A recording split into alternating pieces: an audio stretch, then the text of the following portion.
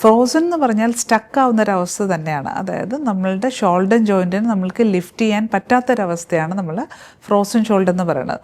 ഇതിലെന്താ സംഭവിക്കുന്നത് വെച്ചാൽ ഈ ഷോൾഡർ ക്യാപ്സ്യൂൾസ് തിക്കനാവുകയും ടൈറ്റ് ആവുകയും അതിനുപരി ഇത് നമ്മുടെ മൂവ്മെൻറ്റിനെ റെസ്ട്രിക്റ്റ് ചെയ്യുകയും അത് ഭയങ്കര പെയിൻഫുൾ ആയിട്ടുള്ള ഒരു കണ്ടീഷൻ അവിടെ ഉണ്ടാകുകയും ചെയ്യുന്നുള്ളതാണ്. ഇത് 40 മുതൽ 60 വയസ്സുള്ള ആൾക്കാരിലാണ് ഇത് കൂടുതലായിട്ട് കണ്ടുവരുന്നത്. കൂടുതലും ഫീമെയിൽസിലാണ് കണ്ടുവരുന്നത് മെയിൽസിനേക്കാളും.